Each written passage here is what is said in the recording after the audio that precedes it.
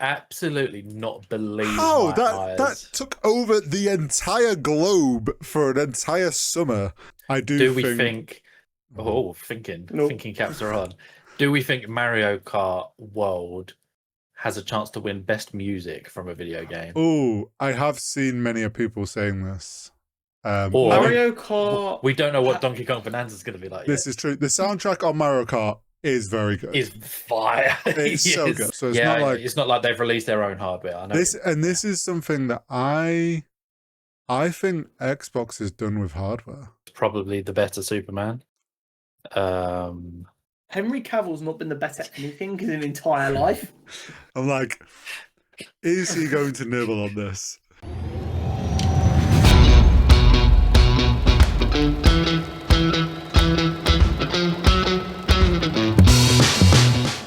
Hello and welcome back to Cutscene Combos. This is episode 166 and this week it's a gaming episode, which means we have Josh with us. We will be rounding up some recent games that have come out. We'll be talking about what's coming out soon. We'll be talking about news in the gaming world. We'll be talking about what we've been playing recently, as well as a bunch of other stuff. And as always, we will have a list from Josh where me and Hori go try and guess the top 10 of a thing and the Nerd News Network. But before that good stuff, Josh, Hori, how have your weeks been? Don't all rush, lads. Work and football is probably the best way I'd describe it. We've got the women's Euros on at the minute, and I haven't missed a game so far. Every 5 p.m, every 8 p.m. I say, as we're recording right now, it's the first game I've actually missed. So, but that'll be a France victory. And apart from that, just work, really. Nothing too exciting going on, mate.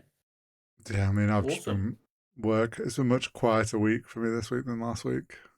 Back to a normal work week.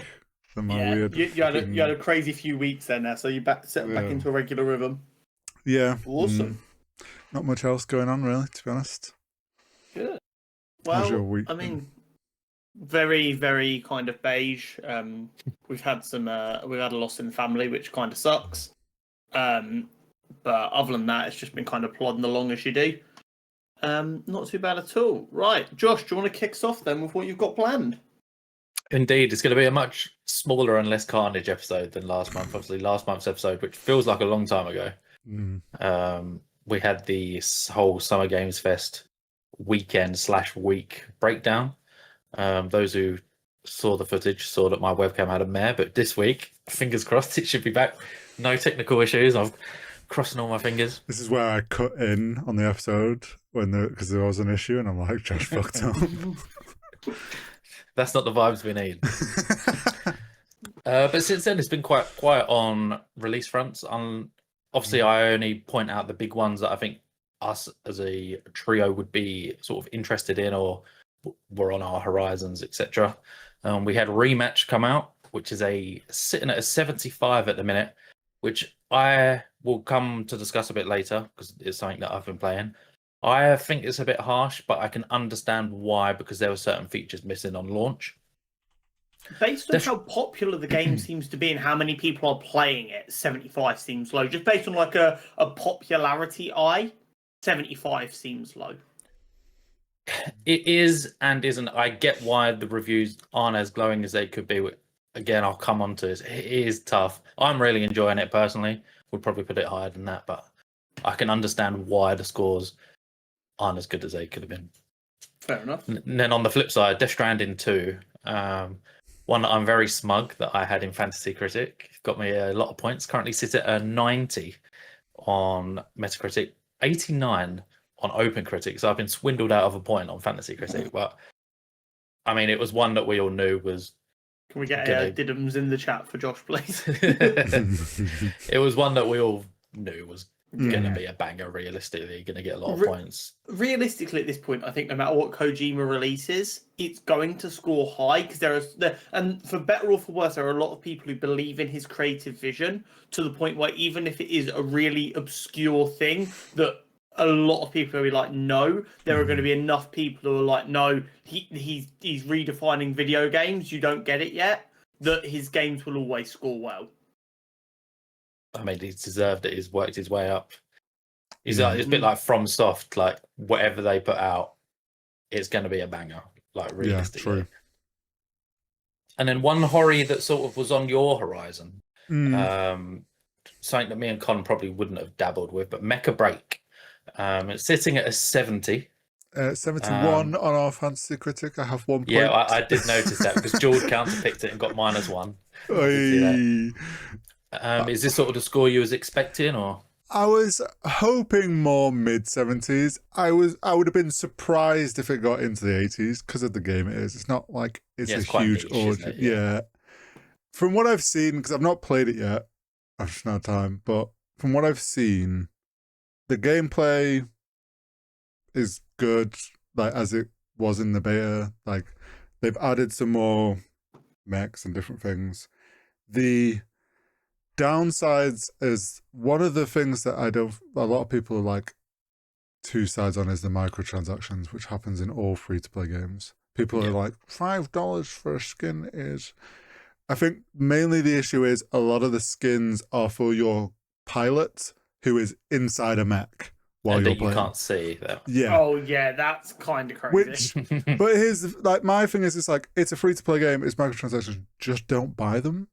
Yes, it's weird to get angry about it, but it's also a weird thing to decide to make a microtransaction of. Well, the tough thing is the customization for how your mech looks with like paint color schemes.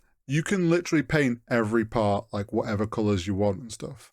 So like there's already so much free customization to how your mech looks that they had to try and find, I guess, other ways. But I get people being upset, but it's like that's not a reason to downvote it so hard.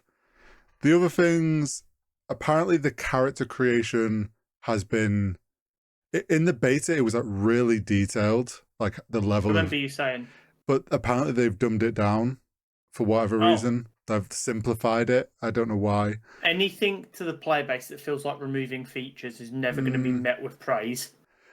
Something that is good, because obviously it got a lot of heat in the beta, was it had AI generated like voice lines, which they'd said was placeholders.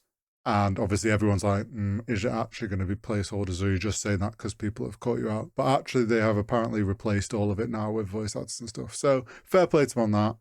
Like, I get a bit more of that.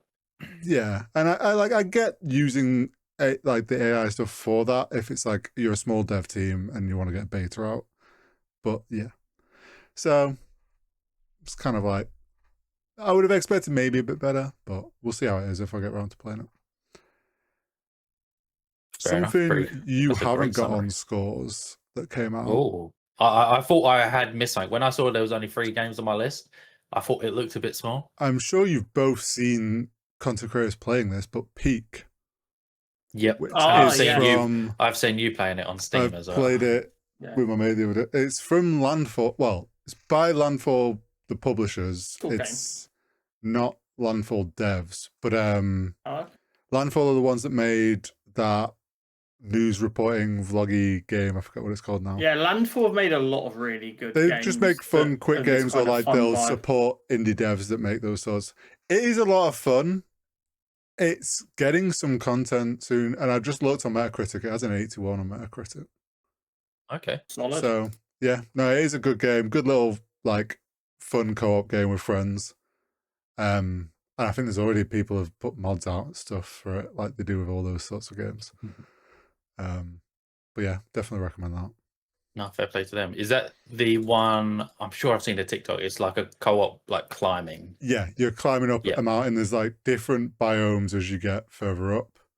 And obviously each one gets harder and has its own like little. And it's a bit of a survival game as well. You've got to like eat food and stuff, and you've got to like choose your berries, and they can poison you, and sort of a different twist on like an only up kind of thing. Yeah, it's like quite Foddian, but a bit more co-op to it. Yeah, and it's like if you predict your route wrong and you just run out of stamina and you're like on the fucking cliff edge, like it's just like bye bye, and it's all you like using game mic, so it's all proximity.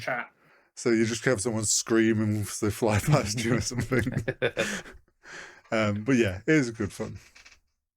I love that. So yeah, it was a sort of a bit of a quieter month after we had Summer Games Fest, but coming into July seems to be stacked, to be honest. Again, I tried to cut off before the next episode. So 8th of August was sort of my cut off, because there are a couple in the following week. But we've got College Football 26, one that I'm on the fence about because I didn't play the last one as much as I should have. Talking about that. Yeah, you were very excited when the last one was coming out, and then I just felt like I never heard you really speak about like 2 weeks. It was one of them ones, like the first sort of week when it came out, I was just playing it non-stop, and then other things came out and I just never came back to it. It's just is what it is with sort of sports games, isn't it, I suppose. 10th of July, that one, so Friday, as we're recording on the Wednesday. One I'm very much looking forward to, Tony Hawk Pro Skater 3/4, 11th of July. One that literally this morning I was contemplating whether I wanted to get it on PlayStation or Switch. I know Tony Hawk games, the platinum trophies are very grueling, so I was thinking, do I want to get it on PlayStation? Turns out it's going to be free on Game Pass, so I will be playing it on there. I already know. I feel like I know what Con's about to say. I felt like you were raring to go. For those platinum trophy videos that you. Yeah, any videos? Any platinum trophy videos? On the 33rd of January. But I'm very much looking forward to this. I don't know if either of you two are. I believe I've got it set to pre-install either on my PC or my Xbox. It's Game Pass. I did love Tony Hawk Pro Skater 3 was the one that I played a lot of growing up. I was 4. I didn't play the others. 3 was mine. So when I saw that one, I was like, so I'll give it a go. It might end up being something like I like play for an hour for a little bit of nostalgia and then uninstall. It might be something that I'm like, holy fuck, this is so good, and I put loads of time into. And as we said before, that's the beauty of Game Pass. If you want to check it out for an hour, you can. If you don't get on with it, just uninstall and go on to another game. True. One that me and Hori are very much looking forward to. I've yet to pre-order. Donkey Kong Bonanza. I just thought seeing this, I was like, I still need to pre-order this. Donkey Kong Bonanza, 17th of July next week, as we are recording, I think, or the week after. Like a week. The reviews, literally next. Oh Thursday. yeah. Every review that I've seen is glowing. Some of the gameplay, sort of early footage I've seen, looks unbelievable. It's one that I'm very much looking forward to. I think it could rival. It's a bold statement. From what I've heard, it could rival Mario Odyssey in terms of a big game when the new platform comes out. That is a big fucking it's a statement, I know. But it looks everything good. I've seen, I can't wait. Yeah, the showcase they did like a couple of weeks ago, it fully just sold me on it. Like I was planning on getting it anyway. Yeah, now exactly that I've got my Switch, but I was just like, the thing that I find hilarious is, so I think someone tweeted it, and they were just like, they've just added in a 3D sculpting, just a like side a proper thing, artsy, like a full-on 3D sculpting program, essentially, just as a side thing in a game. Because why not? Nintendo is so funny because they do so many things that I genuinely think the company should burn down for. But at the same time, they're just like banger games in innovative hardware, and they do look after their employees during like hardships. And I'm like, it can be saved, and then we just let them keep suing people for just wanting to play their games. Weird Nintendo things. One not to get confused with Wolong Fallen Dynasty. We've got Wu Chang Fallen Feathers. Very confusing. I was really confused when I saw this on it because I'm like, that was announced a month ago and it wasn't that soon a release date, was it? 24th of July, apparently, unless I've got my dates wrong. No idea how that's going to score. Apart from what we saw in the original sort of trailer, I've not seen anything since. Not sure. Is it a Souls-like, or if you want me the honest answer, I believe so. I feel like a lot of the stuff we've seen within the last couple of months, everything looks like a Souls-like. You know what it is, don't you? Elden Ring proved that Souls-likes don't have to be strictly linear. And by doing that, you've now got companies that are like, okay, there is more space in the strictly linear space because FromSoft aren't just doing that. And Elden Ring has proved there's space for it in the open world, which means a load of companies who didn't want to do a linear now have they're like, oh, people will still play it if it's open world. And as a result, FromSoft aren't owning one market, they're the big boy in two markets, and that just creates more space for other games. And with how viral like Elden Ring and Dark Souls went, with people like Kai Cenat doing his massive marathon streams, I feel like they're more in the zeitgeist than ever before. Like Dark Souls 2 had its player base, but it wasn't huge. And then I feel like it was a niche game. Yeah, and then Elden Ring somehow, for what, like, obviously many different reasons, but like it just pulled everyone in, and many people that hadn't played Souls like played that, then went and played like Dark Souls.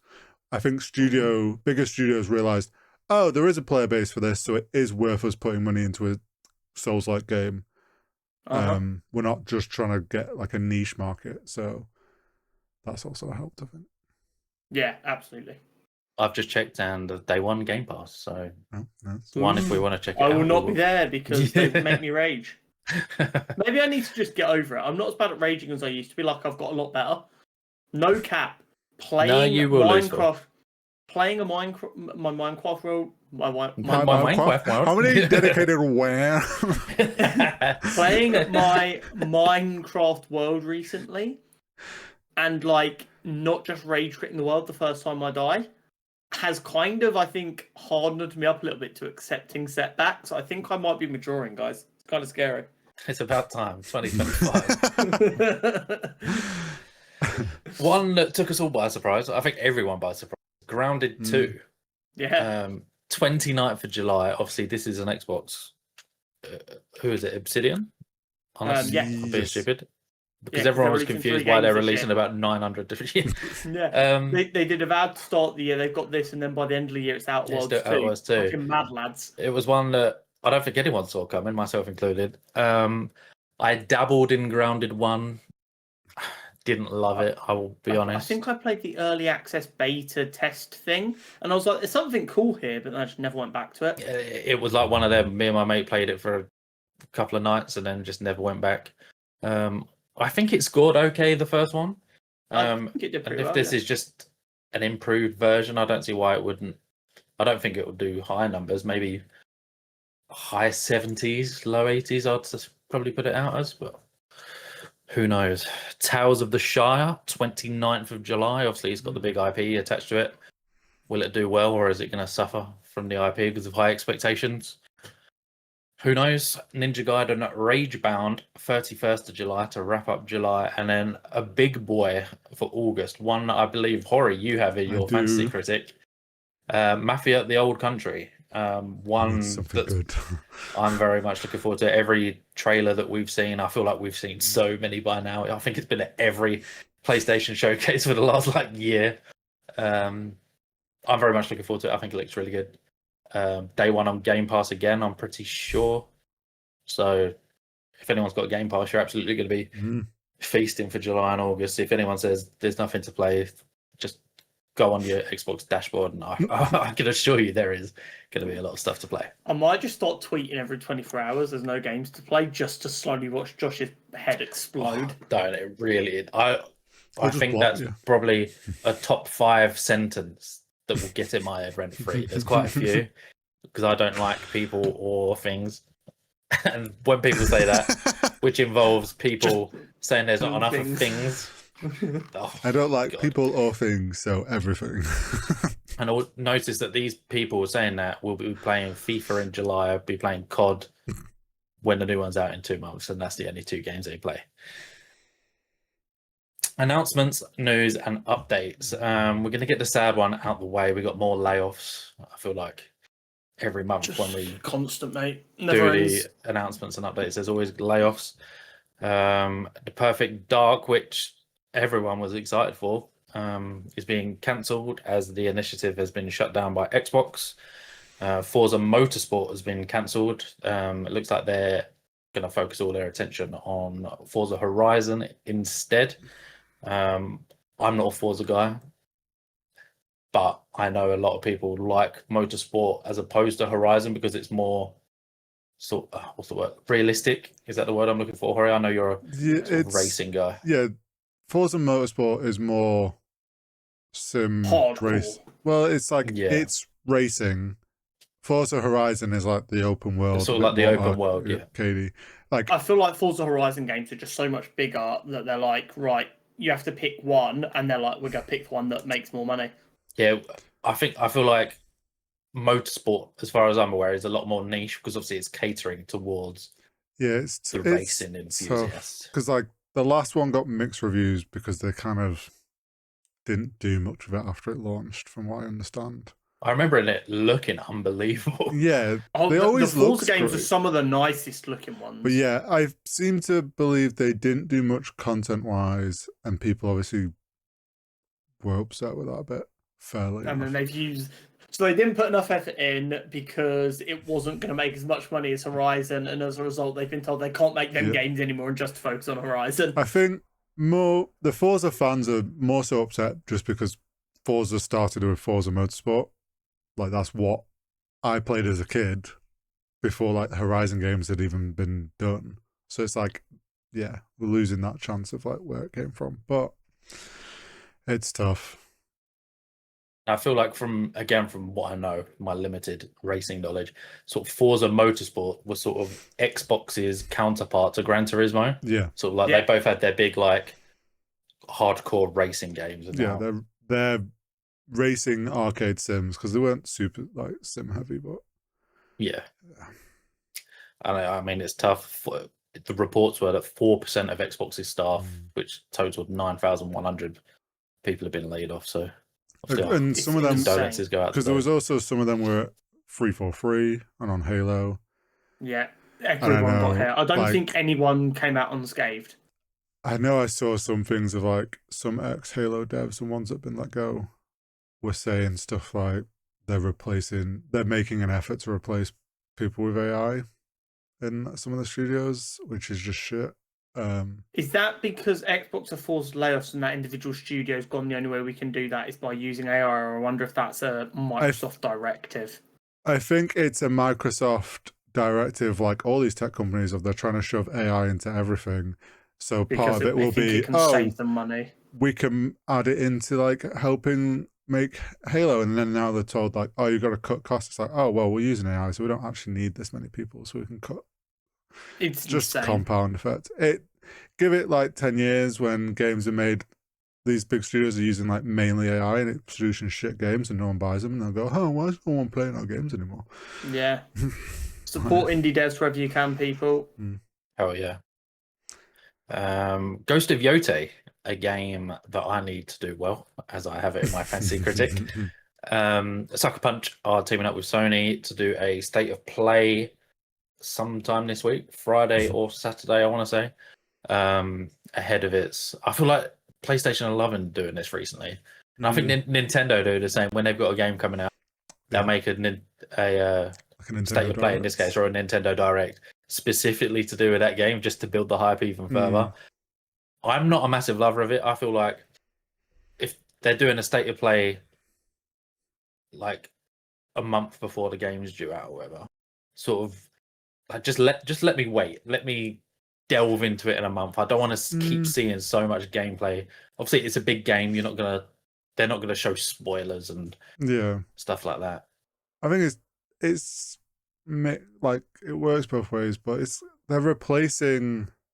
We used to get gameplay trailers a lot of the time, but I don't feel like we get them the same, and they just use like the states of plays and stuff, and then those streams just get put out as the gameplay trailer. Yeah. Yeah, I mean, hopefully it does well. There is a point there that I've just deleted out of the doc because we don't need that one. That's an old one. One that, Con, I want your thoughts about as our Xbox guy in the call, so to speak. Xbox have announced a VR collaboration, which everyone VR is arse. Everyone thought, oh, hang on a minute, Xbox are bringing out VR. But similarly to the ROG Ally, they're just teaming up with a company to release branded, essentially, VR. They're teaming up with MetaQuest to make a Xbox MetaQuest 3, I believe is the name. The day they announced it, it was available to buy. $399.99. I'm not sure if the price is different in the UK. I a million bajillion % won't be there You couldn't. Nothing could convince me to buy VR in 2025. VR's existed since 2015 now. Like easily available headsets that are ready to go. It's been 10 years. There has not been one singular game that even for a moment I went, oh. I'd like to point out, I bought an entire PlayStation 5. The only fucking thing I've played on that was Spider-Man. Spider-Man. I do not mind buying a console for one game that I cannot miss out on. Like, just put this in perspective. This isn't someone who's like penny pinching game devices that's saying this. There has not been a single game that for a moment has made me go, should I get a VR headset? Not a single one. It's pointless at this point. If you have a VR headset, no matter how much you lie to me and tell me it's for gaming, I'm assuming it's for porn. That's the only use case that exists in 2025. Yeah, I mean, I've said it before about sim stuff, but like, that's the closest valid reason. Yeah. But then my thing as well is with VR. Well, yeah, it is niche. And my thing with VR is the people that I've seen in the sim space that like get VR kits, they don't buy the gaming ones because those guys haven't really innovated VR much. They get like smaller ones, don't they? Yeah, there's like, sit right here. I forget what it's called, but it's like they're more expensive. They're like over $1,000, but they are lightweight. They are literally that big and better than most VR headsets. And it's like the tech's there. It's like VR appeared, had a bit of a boost of development at the beginning, and then they just kind of plateaued, and then no one's got interested in it because it's not got good enough to get people interested in it. I think there's many factors. I think it's not got good enough. They're expensive. People don't want to drop $400 on something that they're not going to use a lot. They're heavy. 10% of the population get motion sickness. Motion sickness. There is like headaches. Like there's just so many factors going against VR, but mainly just the games just aren't good. They're called Big Screen Beyond, and they are literally like that big. They're lightweight. They're really good, but it starts at £760. So it's like the good ones that are innovating, obviously are having to charge more because they are pushing the tech. But then it's none of the other companies like Meta or anything are doing that. So then it means it's not like filtering down, which then helps bring price down. Like. Yeah. It's just stagnated, which then means the games that come out haven't got any better in 10 years. So gamers still aren't interested in them because they're just like, they just look gimmicky. And it's just like perpetual. I feel like in like 2010, they would have been great, but now the graphics and fidelity in the games that we're playing are so good. When you go from that to the games that you play in VR, like I'm a big Resident Evil guy.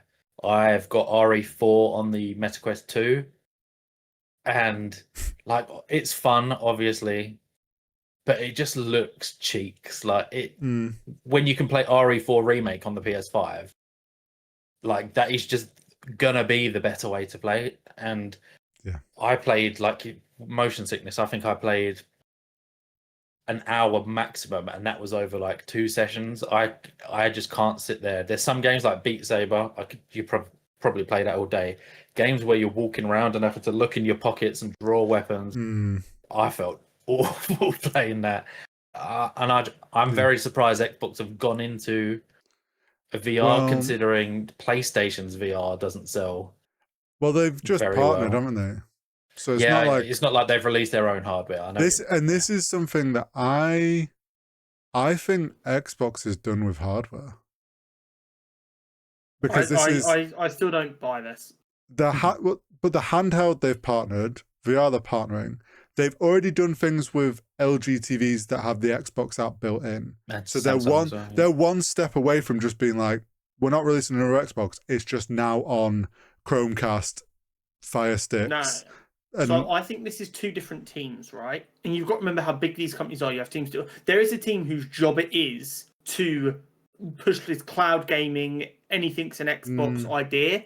And that's why they're partnering up instead of making hardware. Because hardware is expensive, but they want to be available to everyone. So like, right, we're making Game Pass and everything work on handhelds. We will partner up with someone so we've got a handheld that's more directly our name. But realistically, any Windows-based handheld is going to work. So even if you don't like the look of the ROG Ally Xbox, you can go and get one of the other ones, like a I don't know, whatever, anything that's not Steam Deck essentially, and it will still have Game Pass able to work on it.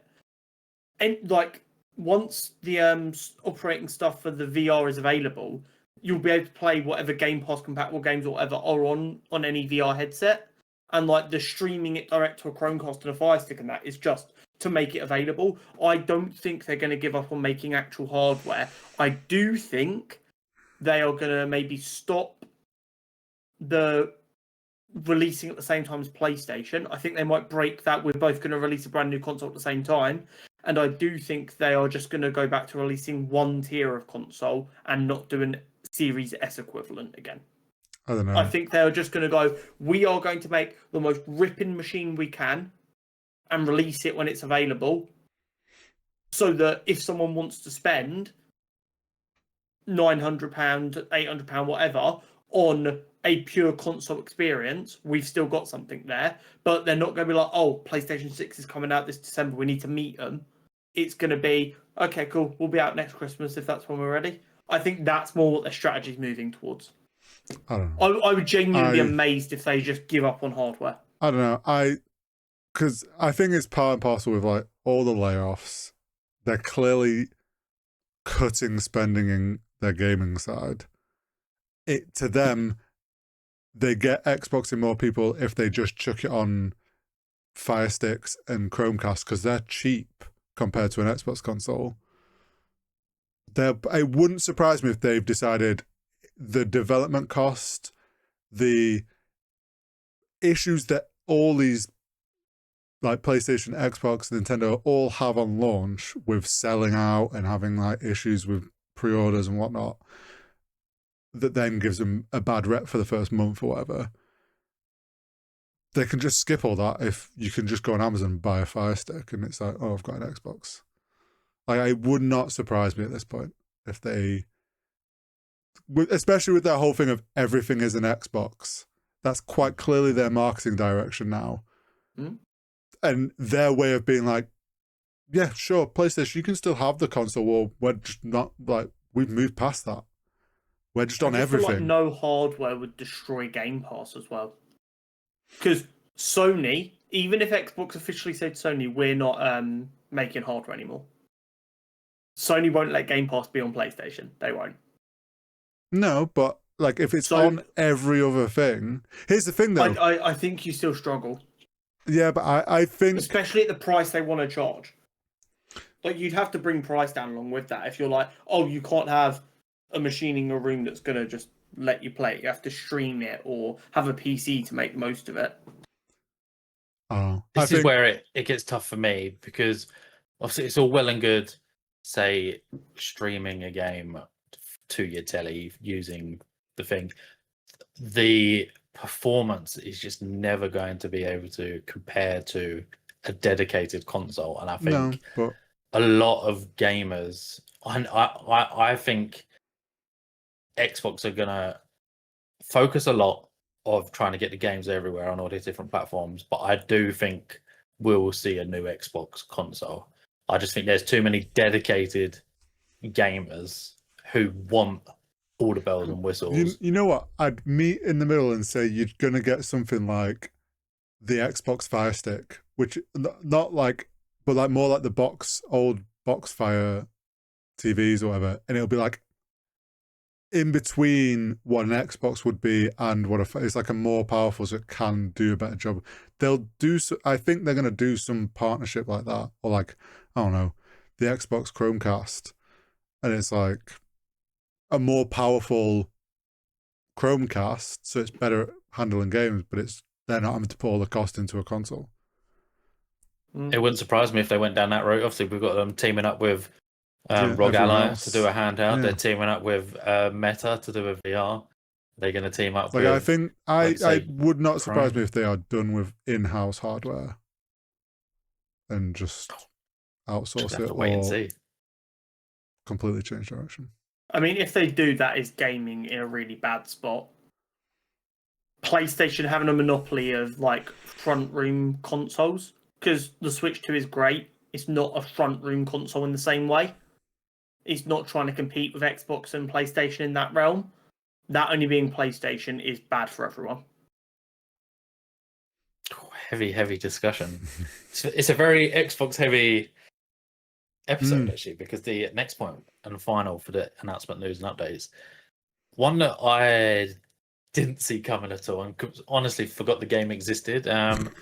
Helldivers 2 is coming to Xbox on August 26th, but not to Game Pass. It will be a paid. It seems weird saying it with 25 Xbox. quid. Like in my head, Xbox, everything's just on Game Pass. So when you have to go on Xbox to buy a game, it just doesn't sound right to me. But yeah, it's PlayStation, isn't it? They're not going to let it on Game Pass. Genuine question. So this is a PlayStation Studio game. Yep. It's coming to Xbox. That is good. I'm not saying it's not. Now, we will all remember the drama around this game on Steam requiring a PlayStation account to play. Yep. Now, they did walk that decision back, but the game was still unavailable in regions where you couldn't have a PlayStation account. Oh yeah, all those regions still haven't got that game back. Are they going to make Xbox players sign up for a PlayStation account to play the game? No, but I would imagine it's going to be the same thing of like, yeah, it's on Xbox, but if you're in those regions, you don't have access to buy it. Yeah. Like this is genuinely quite weird, but I think it's a good thing. I know there's a lot of crybaby bitches online complaining about a PlayStation game coming to Xbox. This is better for gaming. Let people play games wherever the fuck they want. I will say, whoever those people are, clearly aren't playing Helldivers 2 because the Helldivers 2 community are very excited about this because since the game came out, they were like, this is like ODST. This is what ODST should have made for the Halo franchise. Like, what if we get this on Xbox and we could have like Master Chief? And people have already been like, are they going to like kick this off with a Armor collaboration that's like... It'd be fucking awesome. It would not surprise me if like whatever their battle pass things that they're doing every so often is like a Halo themed Doomslayer and fucking Master Chief. Yeah, like a standard generic Spartan or like an ODST. Make it an ODST theme so you're not like getting too Halo and Spartans. But yeah, it's cool to finally see. I know Helldivers has done a ton of content since it came out. It is, and I'm pretty sure like the player base who was like there at the start is like a very hardcore community, and they're still playing the game. Obviously, I know recently, some point this year, we did see that there was DLC. Was it at Summer Games Fest? One of the events over there. I'm sure we saw something Helldivers related. I know we never sort of went back into it. We had really good time with it when it first launched. Went back on not long ago, but my PC is just getting older and struggling with it, so I didn't really play much. But there's the new race that you can fight. There's so much been added, like vehicles and different things. I think they added a what do you call it? The overarching like order. Yeah, there's collective a order, major order to make major this make order, sense. And then when they finish that finishes as the game launches on Xbox, and the whole idea is they're fighting to get these players in the fight, which is they're really fighting cool. For a training facility that is where these new hell divers will be trained or whatever. Yeah, they're liberating the facility that is going to train more hell divers. That's just fucking cool, really cool. Well, or you said you couldn't play Helldivers because your PC's started to struggle. What have you been playing? I'm going to open the floor to you both. Sort of give us a segue. He's recap on what you both have been playing recently. Well, I got my Switch 2 finally.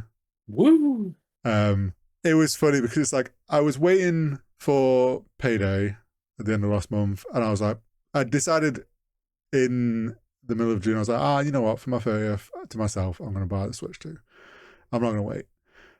Got to payday, went to go buy it, was still out of stock. I was like, no. I was like, well, this is going to be me for the next month waiting for it to come into stock or something. And then it was nothing like worse as an adult than deciding you're going to treat yourself to something and it not being in stock. Can't be everywhere. And you're just there, just like, this fucking sucks. The annoying thing is, it's like when I checked earlier in the month, it gets drip fed onto Amazon. So it's like, it's potluck if you happen to check it at the right time. And then Nintendo site was probably the best place I'd seen people saying they were doing like little restocks every so often. So it was just a matter of waiting.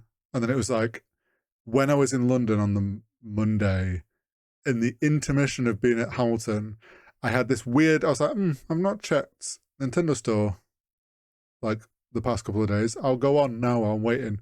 And it was in stock. I was like, shit.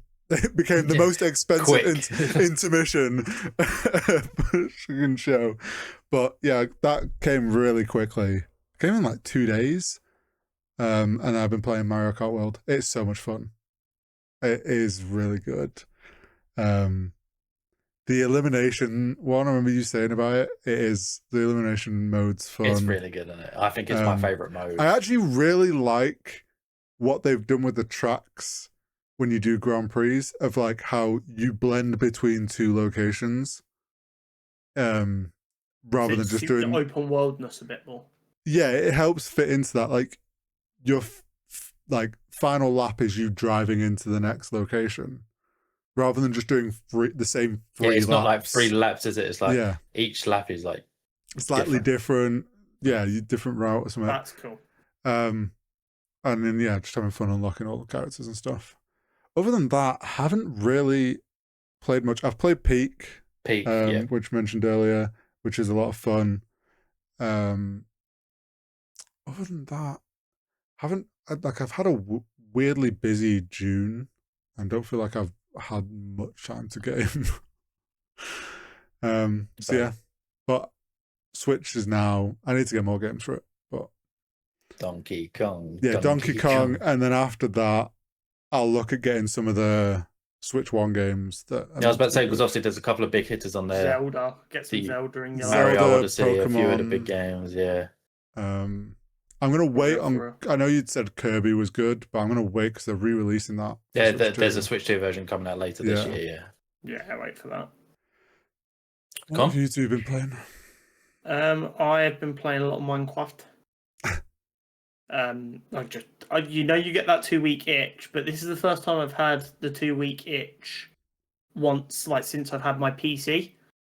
So I found some like vanilla plus mods. So like nothing that changes the game inherently, but it's just like makes it a bit smoother.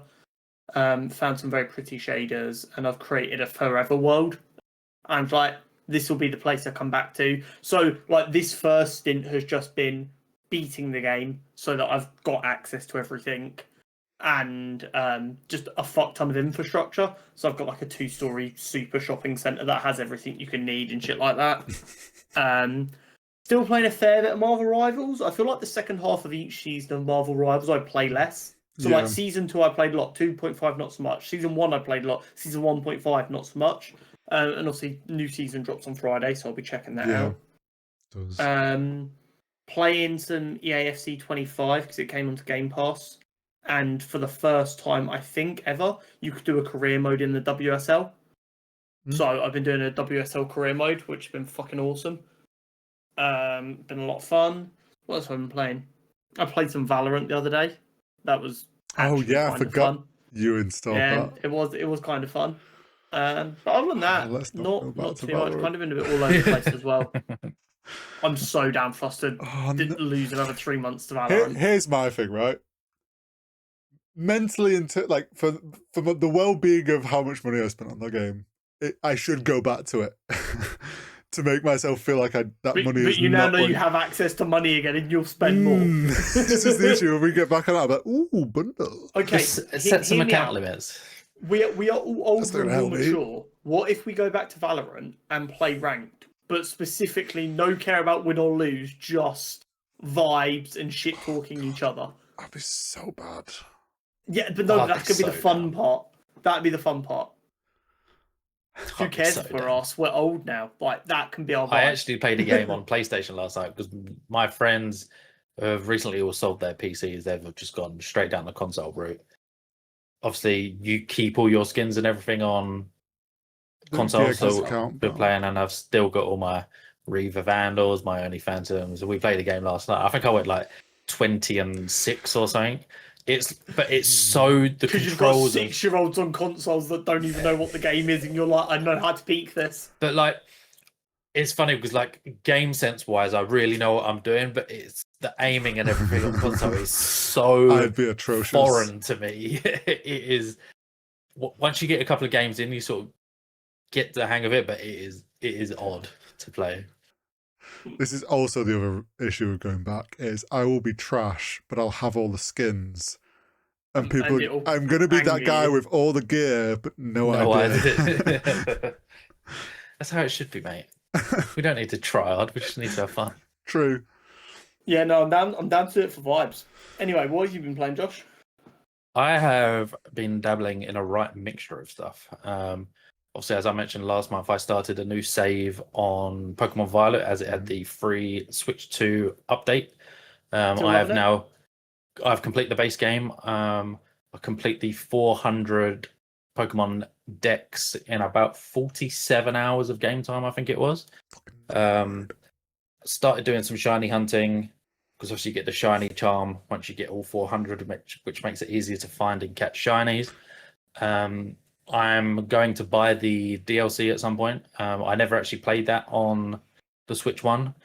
I know it's cheaper on CD keys, so I'm probably going to get that at some point and play through that. It gives you like a whole new dex. There's another like 300 Pokemon to collect with some side content, which I definitely need to get around to.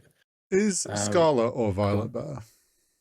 Or is it both the same, preference? Different legendaries, similar to all the other ones. The games do have some exclusive Pokemon to them, but obviously Switch Online, you can just trade with random people on Reddit. I've got a full dex, so we can just swap and register them in your decks and swap back. Am I losing my mind? Because I was a massive Pokemon guy growing up. On the old Game Boy ones, obviously it was the same. You'd always have, like, it always drops in jewels. Am I not right in thinking there used to be something for completing both of the games? Like something that you could only get by completing both of them? Or am I just smoking? It might have been in the past. As a big Pokemon fan, I feel like I should know this, but I'm not sure. I know on the more recent ones, I know on Sword and Shield, there is something for playing both. I'm not 100% sure what. I know, obviously, prior to having online capabilities, if you didn't have the link cable on the Game Boy to be able to trade, you had to sort of play both to get all the console exclusive legendaries. So to answer your question, I don't know. Fair enough. But Hori, the game is the same, just different legendaries. So you just pick what one you like. I'll have to look into it. Just Google which legendaries are on what, and work out which one. Literally every Pokemon game that comes out, I just pick the one that I like. The look which of has more. The more Pokemon that you like. Yeah, pretty much. Valid. Rematch. I said I was going to discuss this. I have. Let me get it up on my PlayStation. I'm pretty sure I checked yesterday. Yeah, I think it was yesterday. I had a lot, 24 hours of playtime I have now. And I am very much enjoying it. Is there a date for when it's coming to crossplay? So this is the main reason I believe that it's scored so poorly. I think we said 75. It's got a Metacritic at the minute. It has launched without crossplay, which is obviously a bummer. A lot of people in this day and age are so used to crossplay that everyone's got different platforms and want to play with each other, and obviously it's hindered a lot of people being able to do so at the start, which isn't ideal. They've released what will be coming. At the minute, there's only 5v5 ranked, but there's a 3v3 and a 4v4 game mode in the game that you can only play unranked. It seems like 3v3 and 4v4 ranked are coming, so people that don't want to play 5v5 and just want to play with their friends will have ranked. It seems like in the next major update, crossplay will be coming, which will be very nice. Although I'm not sure how it's going to work because keyboard and mouse seems very OP. So the way you shoot, you have to literally be aiming where you want the ball to go, and obviously on mouse it's going to be a lot easier to Are you telling me spin. people are hitting flicks? Honestly, I've seen some crazy stuff on TikTok. So I'm not sure where that balance is going to be. I mean, they might do no mixed input, which is becoming more common in a lot of games. So I haven't played the game yet. I've been informed it's on Game Pass, which is mint. Yep. If while you and West and whoever are still enjoying the game and playing it regularly, it comes to Game Pass, I'll download it and give it a go. Absolutely love to see. If it's going to be like 6 months before crossplay's on, then I don't believe. I'm pretty sure it's imminent. Don't quote me on that. They haven't given a date or anything. It might just be. You heard it here first, folks. Send Josh death threats if it doesn't come out soon. Thankfully, me and my friends, we've all got PlayStation, so we're all playing it on there together. Very much enjoying it. It's a very steep learning curve. The best way I describe this game in similarities is Rocket League. If very arcadey sports game, the skill ceiling is just going to be ridiculous. The button inputs coming from someone who has been playing FIFA 20 years, playing a football game that has completely different controls. It took at least 4 solid play sessions to try and actually understand what the fuck was going on. Yeah, it's why I feel like it's going to anger me. It is tough. Even now, everyone is shit. Like, obviously, we're only playing ranked. Me and my mates are in silver and gold. There are a lot of burgers, including us. Like, we know a few cool mechanics. There's a lot of TikToks just teaching you how to learn some of the shooting I've seen the head off the wall like cheese where you can just keep going up and like hover in the air. That's been patched, thankfully. You can't get as high in the air. But we've learned a few cool mechanics and stuff. We're just really enjoying the game at the minute. It is annoying because a lot of people, when you play, say, ranked is set to 5v5, but say there's only 3 of us playing, you get 2 randos. Sometimes people literally just won't pass the ball. They'll just shoot every time they get the ball, which in any sports game is going to be frustrating. Which is why 3v3 and 4v4 is very much going to be welcomed. Although I think 3v3 in this game is pretty shit. It's just so open. You have a rush keeper, but apart from that, it'll be like a 2v2, which isn't ideal. The battle pass side of things is decent. I bought the battle pass. It was only it's like 7 or 8 quid, but it's got the features similar to COD and Fortnite or whatever, where you can sort of like earn the points and you'll eventually have enough to buy the next one, if that makes sense. Premium currency is part of the pass, and there is enough in each pass to buy the next pass. I believe so. If you do it right, it's a one-time investment of 8 quid for all the battle passes. I think so, yeah. Lots of cool cosmetics. Nothing's pay to win. There's no stats in this game. Everyone's got the same player. So the partnerships seem pretty cool. There's a Ronaldinho skin you can buy. So they've got the licenses. I know there's like a couple of like Balenciaga items you can buy in the game, a cap and a t-shirt, I think. If they get their grips into the FIFA community, this game is going to make millions. There's currently there's a Testegen collab. Obviously, Horror, that's going to go right over your head. But there is a Testegen collab where you can get sort of like merch with his name and logo on it and stuff like that. The FIFA community's in shambles right now. If they can even get 20% of that community, they've literally mined oil. So at the moment, I'm really enjoying it. I will be playing it for considerable. It's a hard one because it feels like one of them games that's going to pop off for a little bit and then fall off. I'm hoping it doesn't. We'll just have to see what they can do. I'm hoping it's like a Rocket League where obviously the gameplay is just going to be really repetitive, but hopefully it sticks and just lasts ages. There's obviously not a lot you can do with it realistically because it's just a 5v5 football game at the end of the day. But well, it just sounds like the skill ceiling is going to be what? Oh, mate, it's going to be bonkers. If there's ever some sort of competitive scene. If you look back to when Rocket League started to what people have figured out how to do now. Oh, yeah, exactly. Yeah, see, this part of why the game scares me, because you see it, and if you've seen Rocket League, you see the similarities instantly. And you've both played against me on Rocket League. You know I'm the worst Rocket League player who's ever been born. I beat you at Rocket League when we done our head-to-head. Yeah. I'm dreadful at Rocket League. So, like, that's part of the reason it scares me, because I just feel like if you don't get on day one and become God, you're just going to get left behind. On day one, it will look like you've never picked up a controller in your life. I mean, if I went on any game and played on controller, that'd probably be me. Yeah, valid. AC Shadows is sort of my game that I'm coming back to every now and then if I've got a spare chance. Working my way towards a platinum, but it's just... I think this man is so desperate to convince himself he still loves Assassin's Creed. I am... We're going to come on to this one in our topic of the episode, but I don't want to give up on it. It's never what you want to be saying. I'm not laughing at you because I get it, but it's never what you want to be saying about a game, is it? It's really not. It's going to be really hard for you when they remaster Assassin's Creed Black Flag, and you're reminded of what a good Assassin's Creed game is. the good old days. I'm cracking on with it. And then other things, I've copped a couple of smaller indie games on my Switch just to play through that were on the eShop for like £2-3.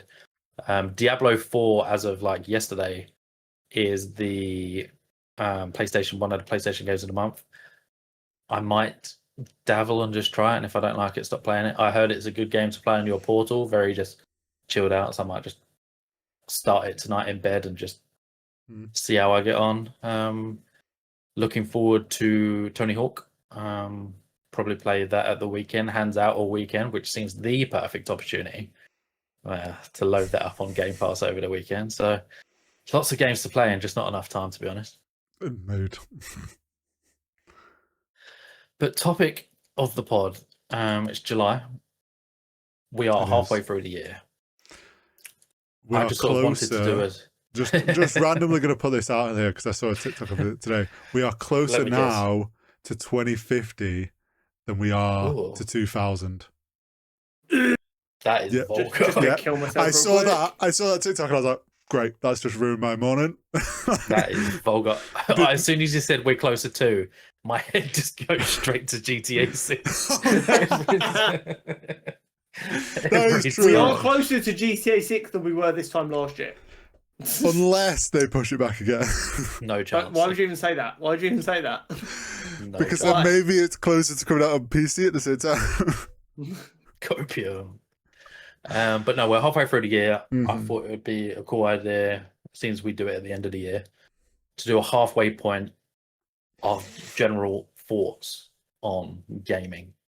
In the doc, I have got various talking points, but I just want to have a free-flowing conversation on things like what our favourite games have been, what our least favourite games have been, what we're looking forward to coming out the rest of the year, what's going to be coming out next year. Just I don't even know what's coming out. I've been a bad gamer this year. I don't think I've played so much Marvel Rivals at the start I was going to say, Marvel Rivals has come out, and I still love it. I already know it's going to be my FPS that I go. It came out December 6th, so it came out this year. Basically this year. This financial year. No, it's a new financial year. Ignore me. I was going to say. It came out within the last 12 months. I know I was super late to the party, but I started playing Balatro post-January. Yes. So, like, Balatro was a game I've enjoyed a lot. I've been really bad this year for picking up a story game that I know I'm going to love, playing 20 minutes, be like, oh, yeah, this is sick, and then going back to just my everyday game that I don't have to think about, I can just pick up and play. So that's something I want to get better at for the rest of the year, is actually playing a fucking story game and sticking to it for more than the first hour. I feel that it's funny because the favourite game that I've played so far this year didn't come out last year. Dragon Age of Valgard, which I'm pretty sure was last year, is my favourite game that I've played so far this year. And it's funny, I'm looking now, obviously, in the doc, we've got the top 5 Game of the Year early contenders that have come out in the first 6 months of this year. We've got Expedition 33, Death Stranding 2, Split Fiction, Blueprints, and Kingdom Come Deliverance 2. And out of those 5 games, I've only played 2 currently installed on my PC. And I've played half an hour of them combined. This is what I mean. They're all big games that I just haven't had the time to dabble. Like Split Fiction, me and George played that co-op on PlayStation. Really good game. I preferred It Takes Two. I'm not sure how controversial that is. It's got a 91 on Metacritic. I don't think it will win Game of the Year. I think it might win Best Co-op Game. I think Expedition's in the lead at the minute. For now, there are still some big games to come out of the rest of the year. We've got Donkey Kong Bonanza. Yeah, I was going to say, I've seen many people go, based off what they've shown us of Donkey Kong, that sounds like it's going to be a Game of the Year. It's going to come out too late for Game of the Year, isn't it? This is the thing. The sort of cut-off is like early December, so anything else will sort of fall into the following year. Outer Worlds 2, one you're very much looking forward to. It won't win Game of the Year. I know that's very much a me kind of game, but there is definitely a world where it does well enough where people are really rooting for it. I feel like Hades 2 will do well, but it won't be Game of the Year, but I'm sure it will do well. Hades 2 will do. Hades 2 will score. I played the first one and 80s. It was really good.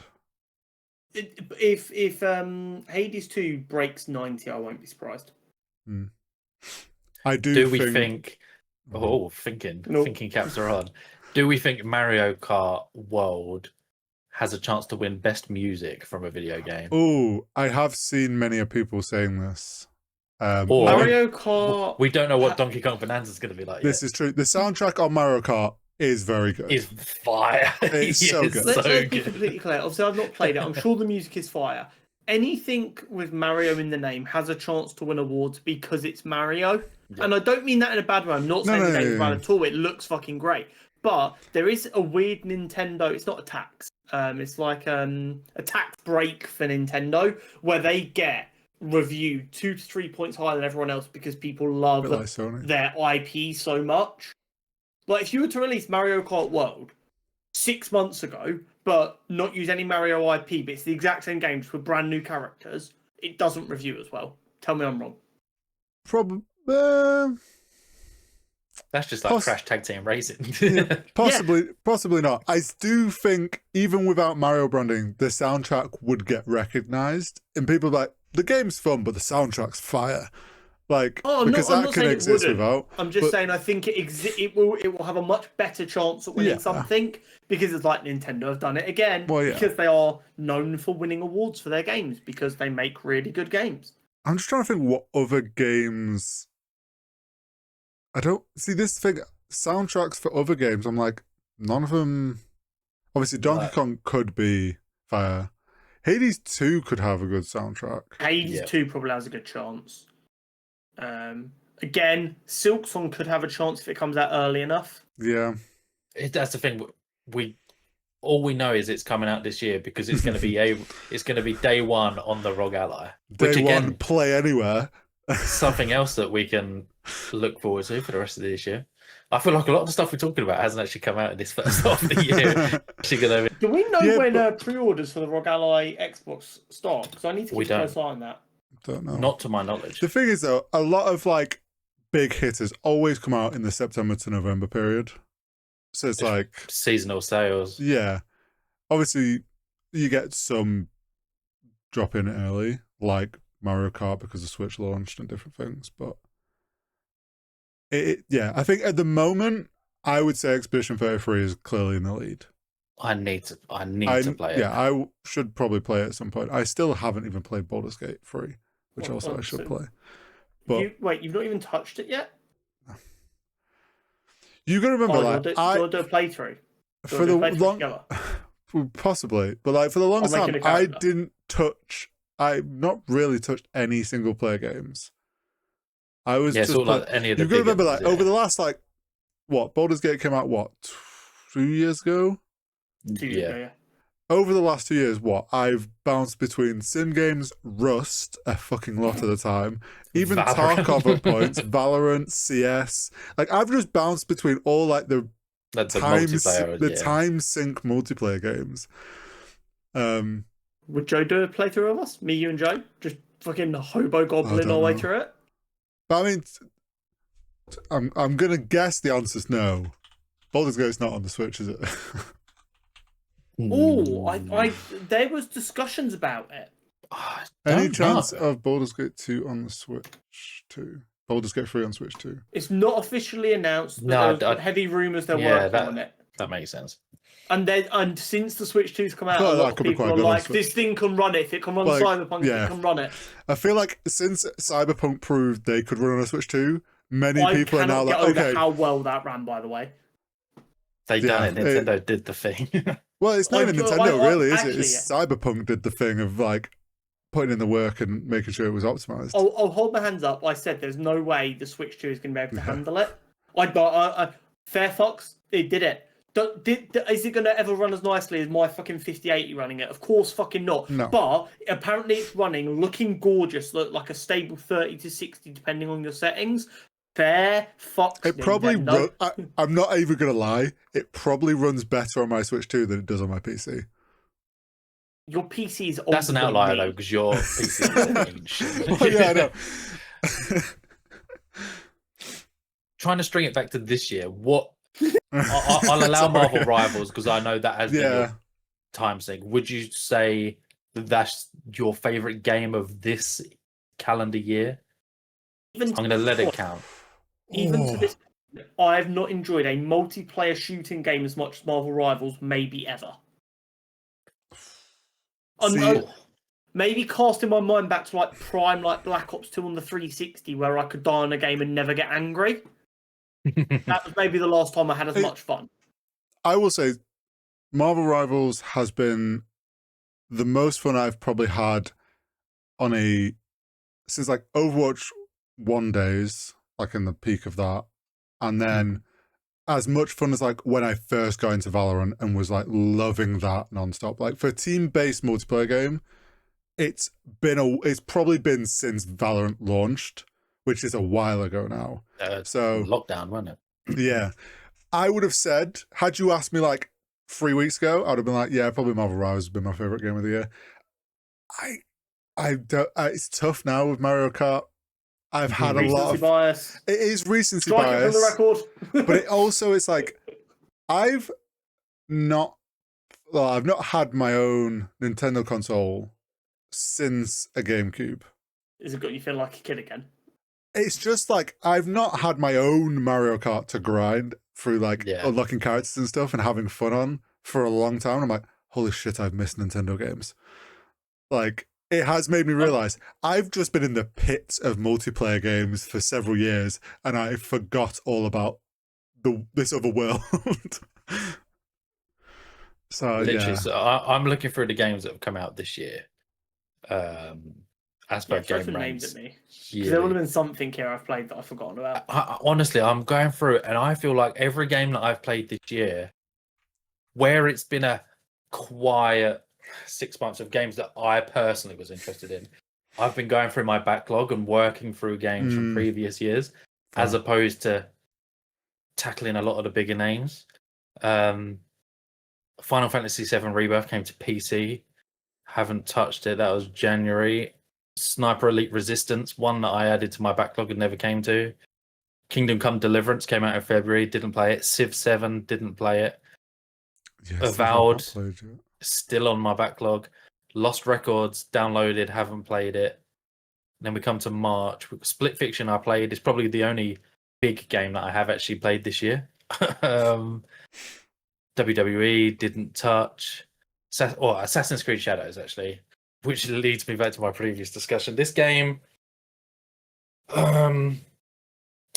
it's too long. I have done so much, and I'm a merchant when I play RPGs, that I can't just play the main story. If I see an NPC that wants to chat to me, or I see an exclamation mark on the map, best know I am there like a fly on shit. Like I just Josh playing this game is like going shopping with your gran. She stops and talks to everyone. Like honestly, it is. I see a little bit of loot on the map. Best know I'm running over there, even though my check marker is like the other side of it. I just can't help it. Like I said, I'm about 45 hours in, I think, and I genuinely have no clue where the ending is. I haven't clicked with the story at all. I find myself skipping a lot of the cutscenes just to get back into the, because I really like the combat and the traversal, but the story isn't doing it for me at all. If anything, I prefer Assassin's Creed Mirage to Shadows, which was a much shorter experience.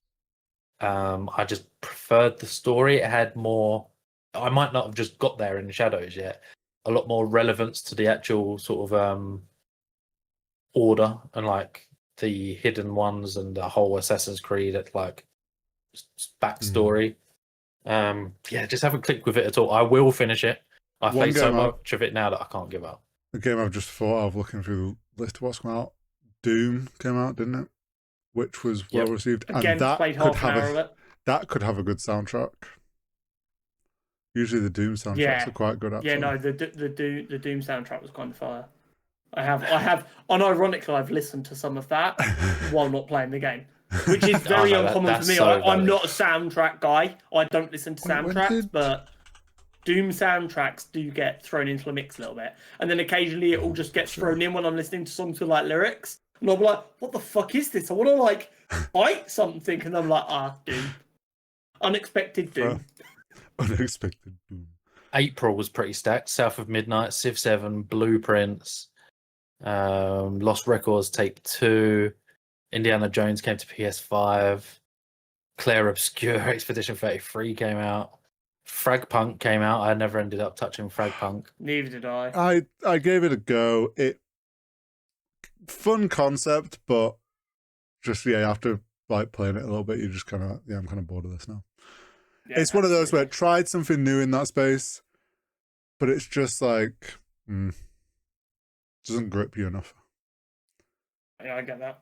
So it just seems like a lot of the games that I've just had to add to my backlog because I've simply just not had time, or I'm still playing something else from a previous year, which is stupid of me, but it is what it is. And based on that, do you think you're more excited for the second half of 2025 than what we've just had in the next 6 months? Obviously, Hori, now you've got your Switch, you're going to have a lot of more fun games. Well, Donkey Kong in the next week.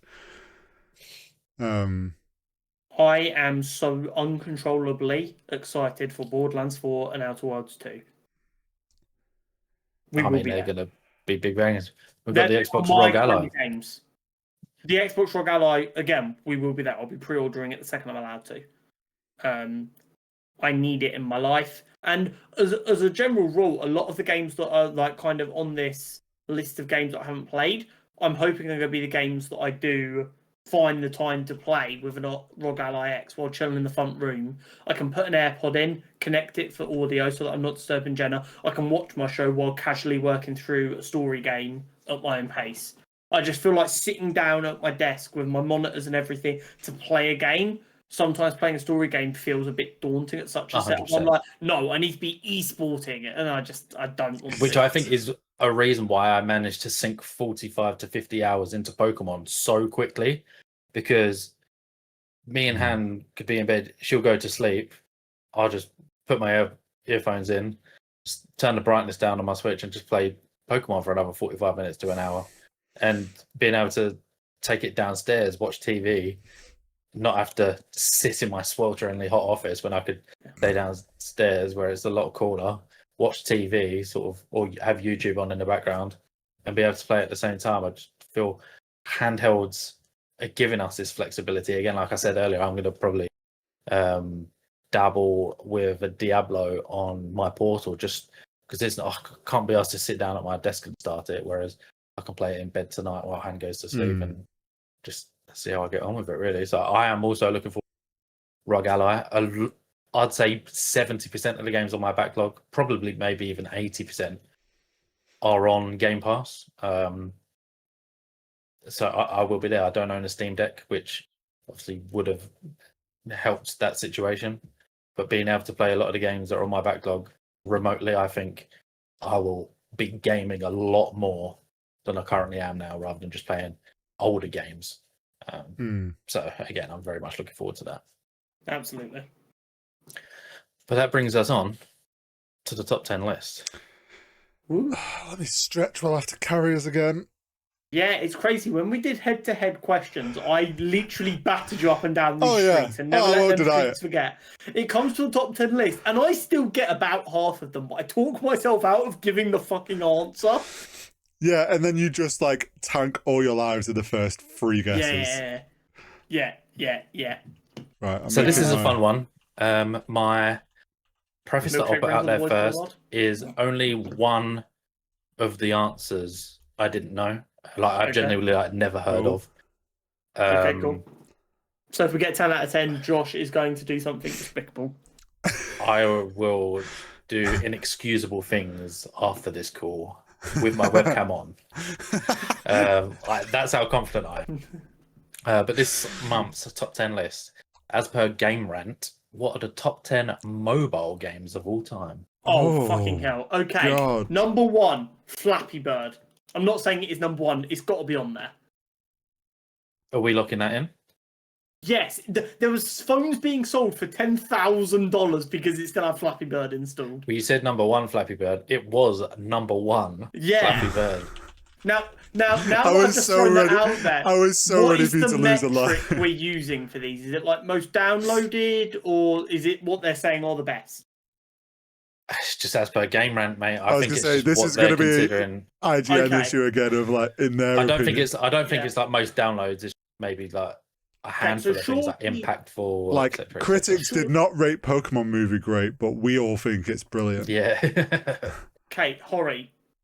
Pokemon Go's got to be on there. I was going to say Pokemon Go is my first guess. Okay, cool. Go for it. Pokemon Go. I have a separate category at the bottom of this of games that were snubbed. Oh no. Okay. Pokemon Go was 16th on the list, which I could absolutely not believe. How that took over the entire globe for an entire summer. I'm telling you, like Pokemon Go single-handedly reduced obesity. Like it was studied, it happened. Holy shit. Okay. Clash of Clans has got to be on there. It is the mobile game. If it's not, the list is fucked. I've lost a life. Clash of Clans was not on the list. What the fuck have they got on this list? Okay, surely Angry Birds is on here. Surely, right? It's got to be. So just to note, you've both lost a life, and to preface, Game Rant provide the top 16, and Clash of Clans wasn't in the top 16. That's insane. That is the mobile game. Thoughts on Subway Surfer? It's not a bad idea. I don't hate it. Because it is also meme to shit. Before you say that, what about Temple Run? If Flappy Bird is number 1...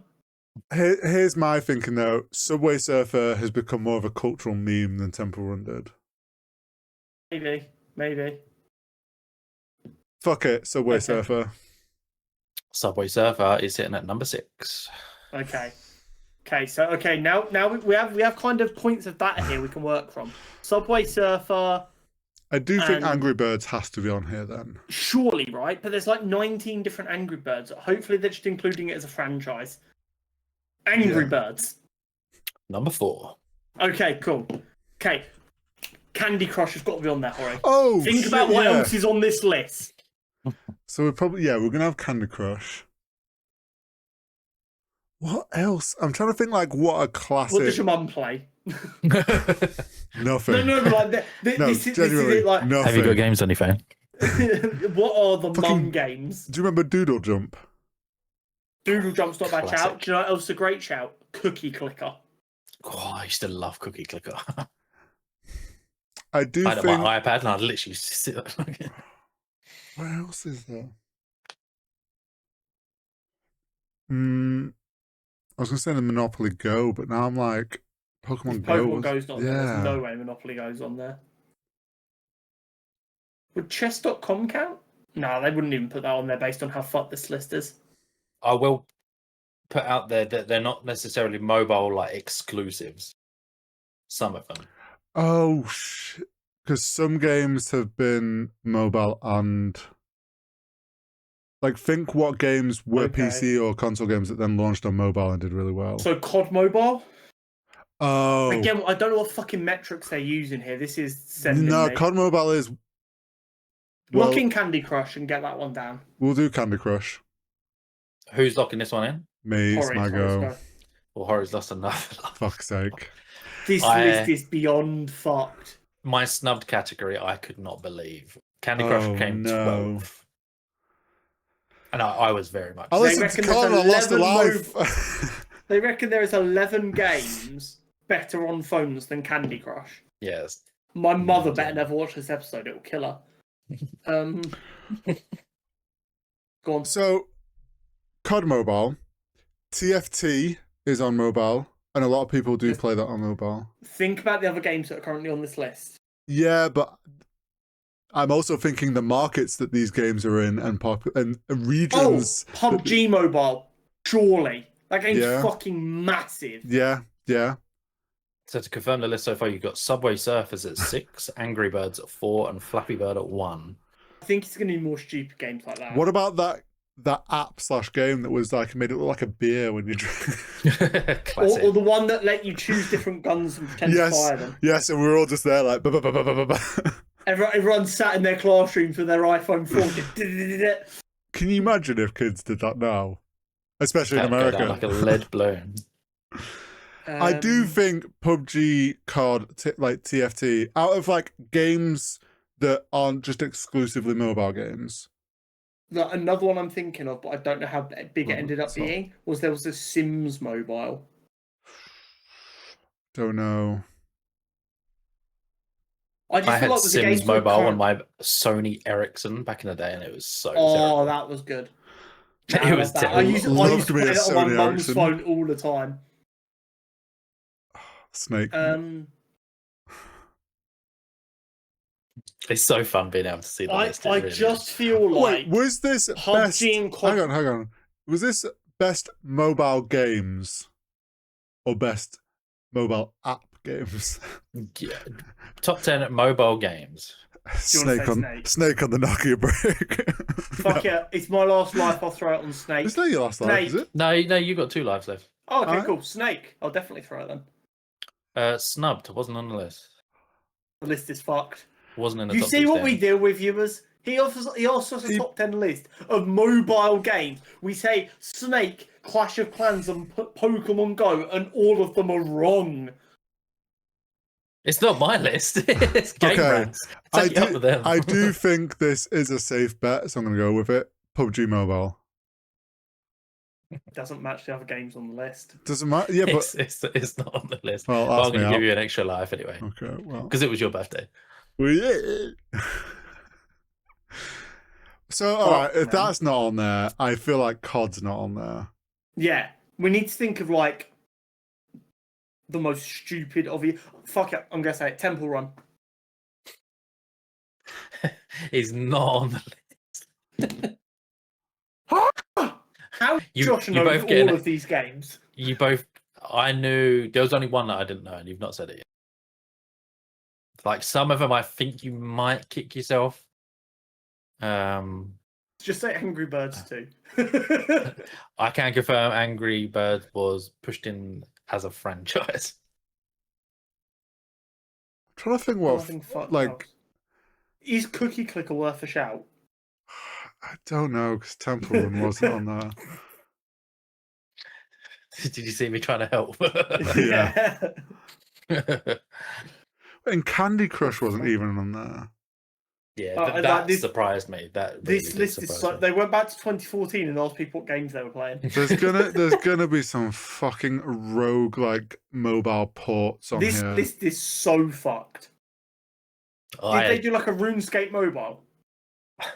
Old school RuneScape is on mobile. And what about Minecraft Pocket Edition?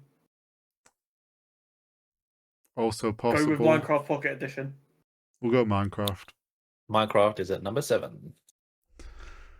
Which is one of the examples of the games that I was sort of hinting at isn't like mobile exclusive. When I was playing old school RuneScape again, I did play it on mobile. But I don't know if that's just too niche of a game. Take a punt, we have no fucking clue, mate. Yeah, but this list is making me more tilted. We've both only got one life left in the short go, and I don't think risking it on old school. You're not. You gave you a life. Did he? Okay. So what do we think? We don't think wasting not on old school RuneScape to play yet. No. I don't think like PUBG's not there. Like solitaire. Like, what's like I'm sure there is a solitaire on there. Now this, I just had a thought. I don't know if this classes as a game. Okay, go on. Wordle. This list is looking at games that are too old for Wordle to be on there. I'm telling you now.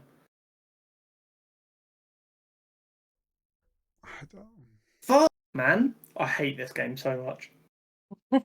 I love it. It's so fun being able to I have nothing else in my brain of an old school RuneScape now. What about Tetris? That's not a bad shout. Was there any mobile GTAs? Any GTAs get ported to mobile? Struggle to get it on PC, mate.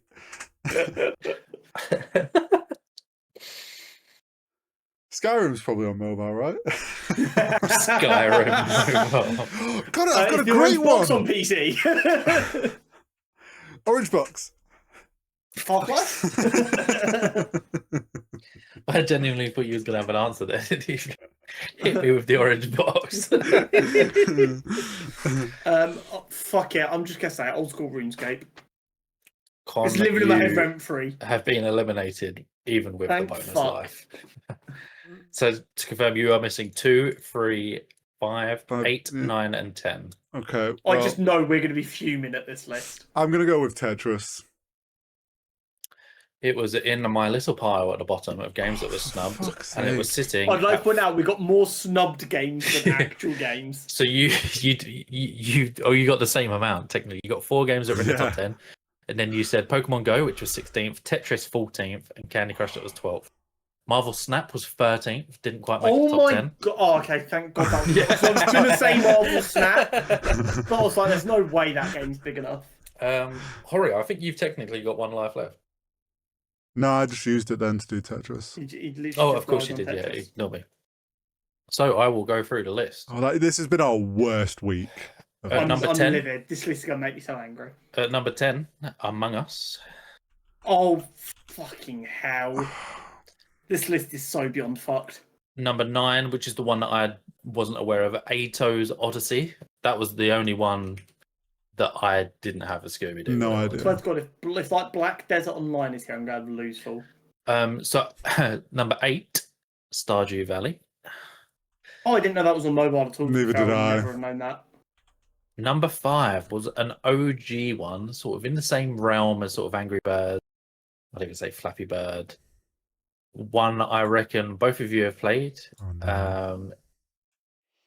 My clue will be Ninja. Oh, Fruit Ninja. Fruit Ninja, for fuck's sake. Yeah, we should have got that. We should have got that. Especially with the ones we did get, we should have got to Fruit Ninja. Number 3, you was teetering on the cusp of it earlier. You went for its prior version. You locked in at Clash of Clans. Number 3, it was Clash Royale. Oh. Clash Royale is a better mobile game than Clash of Clans. What Apparently are we doing here, Game Ranks? I think Clash Royale's probably made more money, that's why. And number 2, you're going to be ever so fuming. It's going to be Doodle Jump. Because you didn't get it. Not because you didn't get it, but because of the game itself. Okay. Think of GTA for children.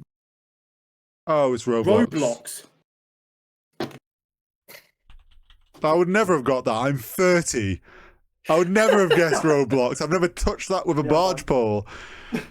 If I even installed that game, the FBI would be at my door.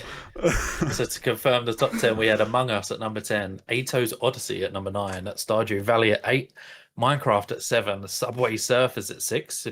You got Minecraft and Subway Surfers. Fruit Ninja at 5, you didn't get. Angry Birds at 4, you got. Clash Royale, you didn't quite get at number 3. And Clash of Clans wasn't even in the top 16, which I'm not sure on that one if they've sort of maybe merged the Clash franchise into one. I'm not sure. The only one that I'm actually annoyed that we didn't get is Fruit Ninja. Don't give a shit about it. Yeah. That was sort of one of them OG, weren't it? Like you had it on your iPad. With the ones we did manage to get, we should have got to Fruit Ninja. Stardew didn't know was on mobile. Yeah, so neither did I.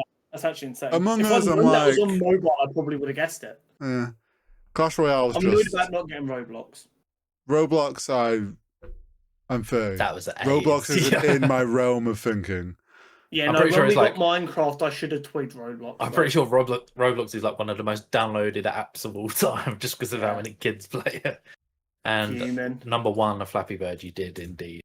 Yeah. The list is fucked though. No Clash of Clans. No fucking Pokemon Go. Candy Crush or Pokemon Go. I could not believe Pokemon Go wasn't there. I could. Do you know what's funny? Pokemon Go should have been number one. Like the thing is, I've played Flappy Birds, played Fruit Ninja, played Angry Birds, played Subway Surfer, all on mobile. Haven't played any of those others on mobile. And the only mobile game I have on my phone at the moment is Pokemon TCG. Hell yeah! Like I don't use my phone for games anymore. No, I can tell you. And even like, I barely count Pokemon TCG as a game. Like, yeah, I just open packs. I log on in the morning, open a. My timings are set for 7:30, so it's like get a pack in the morning and a pack after work. Clockwork, yeah. Yeah, that was our top 10 list for July. I still didn't get knocked out first. It's true. You got your doggy life first. You got doggy life. Yeah, but you got the doggy life. I don't even know why you got one, Con. I only gave one to Hurry because it was his birthday. And I still burnt it after you. Big old age of 13, you need a doggy life. That's crazy. Anyway, let's go on some nerdy news. Neil Druckmann will not be returning for season 3 of The Last of Us. Now, apparently this is just focused on games that Naughty Dog are working on. However, apparently certain TV stars did not think he was adding much and thought that he didn't like art. It's a strange, interesting story. Yeah. And I promise you, the person saying that is someone we all love and respect. It's going to be Pedro Pascal. Yeah. Apparently he wasn't that impressed with Neil Druckmann on set and he thought he wasn't interested in making something. He was just interested in being there, which apparently caused some friction and created a situation when Neil thought it was best to just step back and let them finish off the show. Fair play. Yeah. Bit of a strange one. It really is. I mean, if he is, like, I get from an actor's point of view, if it's just another person on set just being there for, and not like adding to the production of the show and potentially sometimes getting in the way or just adding their opinion for the sake of it, like it could probably be frustrating. And if like they were trying, like as we know with like some of the things they've tweaked in the show, it's a bit of an interpretation. It's not a 1-to-1. Maybe Neil was just there like poo-pooing everything. Yeah. And Pedro's like, why are we even making this show if you just want it to be the game? Just remaster the game for a 4th time. Some of the costumes used in Sinners had been made for the Blade film that was in production. Then when Blade halted production, the costumes were sold to the production crew of Sinners. So this headache I've had for the last 6 months about a director and writer who has relationships with the MCU writing a period piece vampire black-led film not being used to make a Blade film has just got even worse as I found out that he ended up using costumes that were originally made for Blade. Sinners should have been Blade. And I'm just furious because Sinners is so good that I wouldn't want it to change, but at the same time I'm like, we could have had the best Blade film ever made. Well, beyond angry, but very funny at the same time. Some very sad news. Julian McMahon, who played Doctor Doom in the 2005 Fantastic Four films, passed away this week. It seemed to come kind of out of nowhere. I've not seen any reports that he'd been ill for a while. It seemed to happen pretty fast. As recently as like a week and a half ago, he was asked in an interview if he would come back for something like Secret Wars if he was asked to reprise his role as Doctor Doom. He'd be like, that was so much fun to do. I'd love to run it back one last time. It's a shame. So very kind of shocking and sad. And although them films in hindsight weren't great, I loved them as a child and they will always hold a special place in my heart. Cyberpunk Edge Runners Season 2 is happening. I'm ready to be hurt again. Same. I know me and Hori have obviously seen this and we both rank it as one of our favourite shows. Josh, have you seen Edge Runners? It's on my backlog, which I feel like I just say to everything nowadays, but it's only 8 episodes. It is... put it this way, Jenna has never played Cyberpunk. She doesn't watch that much animated stuff. I made her watch it after I'd seen it. It's one of the favourite things she's ever watched, and she thinks it's amazing. It is genuinely a masterpiece. And season 2 has been announced, has got me feeling some kind of way, for sure. Considering originally they were like, this is just a one-off thing. They didn't plan on doing any more than this. But it was so and well it is a loved. whole new set of characters. Oh yeah, it's like a whole new story. Like, that's just still set in Night City, which is the whole thing with Cyberpunk, is like there's so many stories going on there. But I love the fact that it was so well loved that they basically went, oh shit, we actually should do more of these. The fans want this. So there's just so many, like I said, there's so many stories in Night City. Just give them all to us. James Gunn's lost about the potential for a Static Shock project in the DCU, and he said they weren't working on anything at the minute due to issues with the rights. So we're all the right age to maybe remember Static Shock from the cartoons. Static Shock is a weird character because he has existed in DC properties, but he was created by another comic company who were kind of going bust that DC bought, but then they recovered and they bought themselves out. And now I think there is some dispute about who owns the rights, which means no one gets to use him. So that's great, especially in a TV film way. Obviously, comic book rights will stay with the comic book holder. But if DC are like, we're the only people who ever include him in a show, we own his likeness on TV, that's where the issue might come from. Yeah, there probably has not been... there was probably never anything put in writing, and you've probably got Warner Brothers arguing, well, we've used him in TV, so that means we have the rights now. Yeah. And you never bought those back specifically, so... The exact same thing we've seen with Marvel. It's like, yeah, they kept the comic rights to all the characters, but Sony owned Spider-Man, Fox owned the Fantastic Four and X-Men, and shit like that. Disney Plus released Disney Plus and Hulu for the rest of the world. In the UK, it's just Disney Plus. Teased the rest of their 2025 slate in a kind of sizzle reel. And we got our first looks at Wonder Man and Percy Jackson Season 2, which are both coming pretty late in the year, November, December time, I believe. So it'll be good to see them. Obviously, we both love Percy Jackson Season 1. Yeah. Curious to see if they can do another good season and how ridiculously grown all of the kids look. I was going to say, it's going to be jarring because it's been so long, the kids are of that age where... Do you not remember, in Season 1, the actor who plays Percy grew like 1.5 feet between the first and last episode. It's going to be like... I know neither of you... Well, I don't know about Josh, but I know you haven't watched Yellowstone. No, I haven't. Because there was like... The final season got split into 2 halves because of the writing strikes. There's a young lad that's like... He's just all of a sudden an adult. No joke, like after the... like half, or it might, like between seasons or whatever, it's like the first episode was like, pause, who the fuck is this guy? Is that the same actor? And I was like, oh, it is. And everyone had the same thought and was like, because it's like he'd gone through puberty. He looked completely like just enough like the same, so but like funny. he'd shot up, looked like older. It was just like so jarring that I was like, is this a different actor? I fear that kind might happen with Percy Jackson. Do you remember with the Harry Potter films going from Chamber of Secrets to Prisoner of Azkaban? And all of a sudden they go from being like 12-year-olds to like 16-year-olds. Yeah. Really. You're like, what the fuck happened? It was one summer, guys. And obviously Wonder Man is something we've been hearing rumours about since WandaVision. So the fact that this is finally actually happening is kind of crazy. Yeah, wild. Dune Messiah has been retitled. It's now just going to be Dune Part 3. I get why they've done it. I think Dune Messiah would have kind of fucked as a title. It does go kind of hard. I wouldn't be surprised if it's like Dune Part 3 Messiah or something like that. The thing is, like, it made sense because these three films cover the first two books. The second book is Dune Messiah.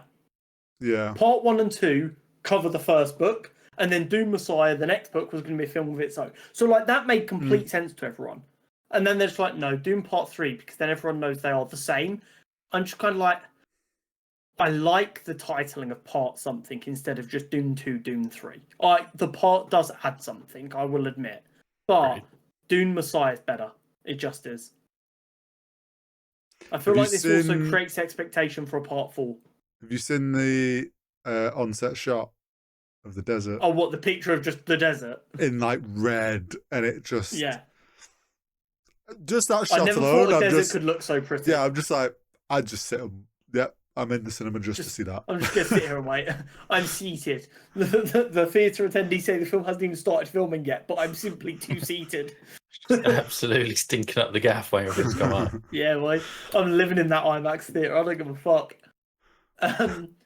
Fantastic Four creator Jack Kirby has been honoured with his birthplace on the Lower East Side of New York being renamed to Jack Kirby Way on the corner of Yancey Street. Yancey Street, of course, is also the birthplace of Ben Grimm. Mm-hmm.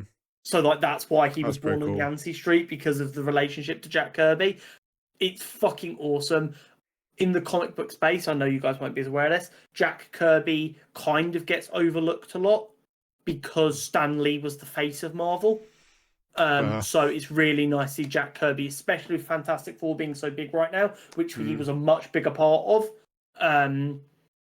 Get the respect he deserves is fucking awesome. And finally, as of right now, Superman is sitting at an 85% and 96% on Rotten Tomatoes for the critics and audience scores respectively. There are rumblings of attempts to review bomb the film after it gets its full release on Friday. But right now, it looks good. That's all we can say. I mean, you know my opinion. Don't believe reviews. Go see the film for your fucking self. Yep. But as a rough barometer of whether you need to bring an umbrella or not, I'd say the weather looks okay. But Con, I've not even seen it yet, and I already know that Henry Cavill is probably the better Superman. Henry Cavill's not been the better anything in his entire life. I'm like, is he going to nibble on this?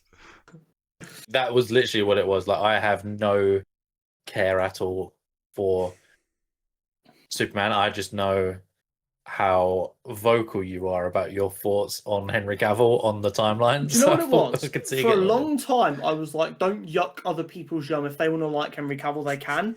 But then people just started getting a bit too aggressive about their love for him. So all of a sudden, I'm like, you know what? People need to be reminded that he cannot act for shit. And the only time he's ever been passable is when he's a bit part character in an actual actor's film. No, but it's all right because he builds Warhammer and PCs. Yeah. And that is it. If that man came out tomorrow and went, I think PC gaming's dumb now and Warhammer's shit, all of a sudden no one would care about him anymore. I'm telling you. It's just because nerds think, oh, he's handsome and he has the same hobbies as me. To be fair, he is handsome. It's ridiculous. But anyway, that is the news this week. Thank you as always, Josh, for coming on for the gaming news. And we will see you next time. Goodbye. See you later.